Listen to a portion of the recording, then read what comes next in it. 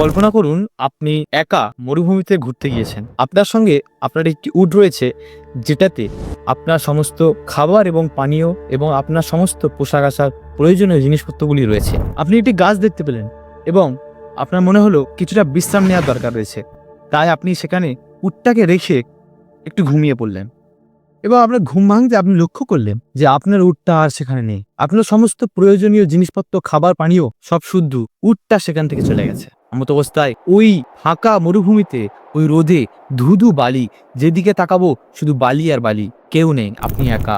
গরম হাওয়া, সূর্যের তাপ, এর মাঝে যখন আপনি আপনার পানীয় দ্রব্য এবং খাদ্যদ্রব্য হারিয়ে ফেলেছেন, তখন আপনার কাছে আর কোনো উপায় নেই, শুধুমাত্র মৃত্যুর অপেক্ষা করা ছাড়া। এই অবস্থায় আপনার চোখে জল ভরে গেছে।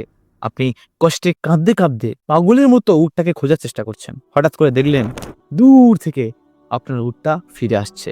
এই সময় আপনি আনন্দে আত্মহারা হয়ে যেভাবে উটটার দিকে ছুটে যাবেন, আল্লাহ শুকরিয়া আদায় করবেন, এই যে ব্যাপারটা, এখানে আপনার যেরকম আনন্দটা হচ্ছে, যে অনুভূতি আপনার কাজ করছে, ঠিক এমনটাই খুশি হন আমাদের প্রভু আল্লাহ তাআলা যখন তার কোনো বান্দা ভুল রাস্তা সে তওবা করে পুনরায় তার দিনের মধ্যে ফিরে আসে। এ ব্যাপারে আমরা হাদিসের মধ্যে পাই, রাসূল সাল্লাল্লাহু আলাইহি সাল্লাম বলছেন, যখন কোনো বান্দা তওবা করে আল্লাহর রাস্তায় ফিরে আসে, তখন আল্লাহ তাআলা ওই ব্যক্তির মধ্যে খুশি হয় যে মরুভূমিতে তার পানীয় দ্রব্য এবং খাদ্যদ্রব্য সহ উটকে হারিয়ে ফেলার পরে তাকে পুনরায় খুঁজে পেয়েছে। কল্পনা করুন আল্লাহ তাআলা আপনাকে পেয়ে অতটাই সন্তুষ্ট হন, অতটাই খুশি হন। আল্লাহ তাআলা আমাদেরকে ক্ষমা করার জন্য সব সময় তৈরি।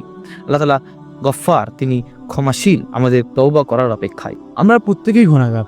আমরা সারাদিনে এতটাই পরিমাণে গুনাহ করি, দিন শেষে তার হিসাব করতে বসলে বুঝতে পারি যে আমরা কত বড় পাপী। জানি না কবে হঠাৎ জীবনের হায়াতের দিনগুলো ফুরিয়ে যাবে এবং এই তওবা করার দরজা বন্ধ হয়ে যাবে। তাই যত শীঘ্রই সম্ভব আমাদের উচিত আল্লাহ তাআলার দিকে ফিরে আসা এবং তওবা করা।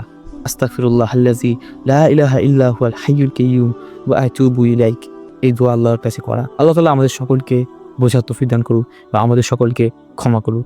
আমিন।